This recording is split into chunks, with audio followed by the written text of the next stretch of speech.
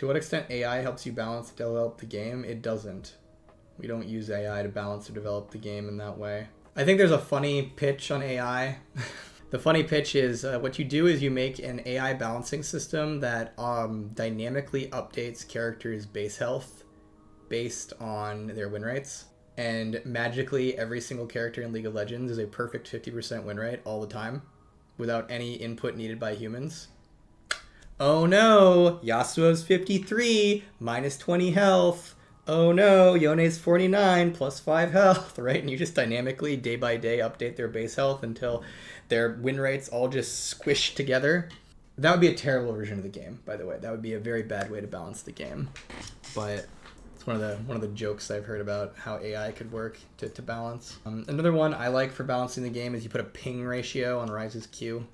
Any character who's skewed in pro play, any character who's too good for pro players who play on like 5 ping, you don't give them an AP ratio, you don't give them an AD ratio, you give them a ping ratio.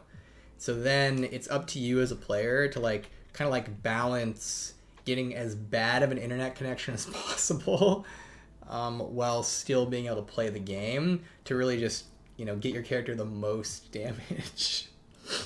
Do you think it'd be ideal for every champion to have a 50% win rate? No, I think that would make the game very, very bad. I've made a TikTok about this, but I do not think the most balanced game or the most fun game is represented by a game where, like League, where every character is 50% win rate. I think that's because win rate is just like a start for understanding character power, and it just really doesn't tell you everything about character power. A really easy example of what I'm talking about is when a new champion comes out.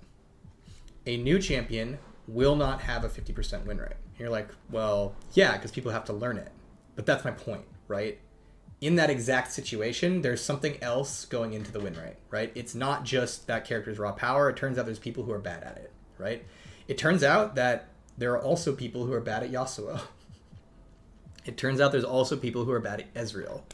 And it also turns out on the flip side of things, there's people who are insanely good at Yasuo and insanely good at Ezreal, right? So starting win rate as the only metric for balance and with a goal of everything 50%, I think doesn't actually get you a balanced game. It gets you a specific game where specific types of characters are actually incredibly overpowered. My take on that is like if every character has 50% win rate, I'm fairly certain champions like Yasuo would be like completely broken. Like I think they would just be like very, very, very OP. Any character that's hard to play or any character that has any bit of like agency and outplay potential, if everybody was balanced at 50%, would probably be very, very, very powerful. Like imagine everyone's at 50%, including Lee Sin, right? Like I think that's what you end up getting is like just a very, very strong set of very high agency characters. And so I think the game, it's actually very necessary that there's like a wide band of win rate. And some characters are actually legitimately supposed to be at 50% to truly be powerful, to truly be balanced. And some characters are supposed to be below 50% to truly be powerful, to truly be balanced. There's another thing I think is worth talking about in regards to win rate though. And this one's actually a bit apart from balanced. And it's the idea that, and this goes to the game being fun. I would not argue that the most objectively balanced game is the most enjoyable game to play. That does not mean we shouldn't pursue some form of balance. It doesn't mean that we shouldn't have League be balanced to some degree. That's important. But let's say we found a way to perfectly, objectively get every single champion in League to the exact same power level. Not win rate, but power level. Like, we just had a magic wand and said every character in League of Legends is exactly the same level of power. I think then that game is probably less fun. And the reason I think that is that there are just some characters that need help to feel viable. And you might be like, well, if they need help to feel viable, they're bad designs and you shouldn't have them. But I would contest that for 2 reasons. And one is some of these characters are just for players who wouldn't play the game otherwise, right? Like, imagine, I'm not saying this is true, but imagine a character like Urgot needed some help to feel viable, right? It's like, well, there's a lot of players who don't really, like, Urgot's a very unique character. There's only a specific type of person wants to play Urgot, right? And so if you just said, like, hey, Urgot's going to feel bad, then you maybe lost the Urgot players, right? And you could apply that to a lot of different characters, right? Like Sona is a character who maybe needs to be objectively a little bit more powerful than Thresh to feel powerful, just because of who she is and how, you know, simple and basic she is. But you could say, okay, well then Sona just shouldn't feel good. But then it's like, okay, well now you've lost the Sona players, right? And so there's just a lot of characters in the game where the advocacy I'm having right here is not we should just make characters broken, but just saying that, like, if every character was literally the same power level, there's probably some characters that rise to the top and some that don't. But like, I think League benefits from having this wide breadth of characters that people play, and some character fantasies and some gameplay fantasies might need a little help, but still provide value to the game in terms of that variety and enjoyment. And then on the flip side of things, there's some characters who are just very, very frustrating and probably need to be a little weaker at the end of the day to account for the fact that they're frustrating.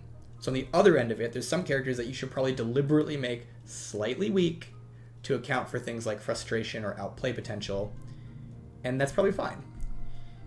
And then the last part of this is variety for playing against. This is the idea that, like, even if you play Yasuo every game, there's value in the fact that there's all these other characters you could play against. And one of the reasons people will play League for thousands of hours is because there's so many different experiences they run into. So I think it's very important that some degree of tuning is done to ensure that there is variety experienced, even if that tuning perhaps makes a certain character slightly stronger than they could normally be, or another character slightly weaker than they could normally be. I think that ends up resulting in a much more compelling, long-term, enjoyable game for really everybody involved. It's kind of my take. So, yeah. In summary, I don't know if the game is the most balanced if everybody's at 50%.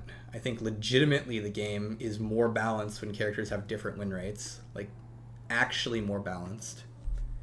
But then even if you could get the game perfectly balanced, you also need to ask this secondary question of, well, is it enjoyable to play? And how do you ensure the game is enjoyable to play? Because I do not believe that the game that is most perfectly balanced is the most enjoyable to play. I don't think that's a true thing most of the time. And so part of balance is actually balancing for the perception of the game. Part of balance is to account for the fact that people perceive the game in a certain way, and even if the game is objectively like this, that doesn't mean it is perceived to be like this.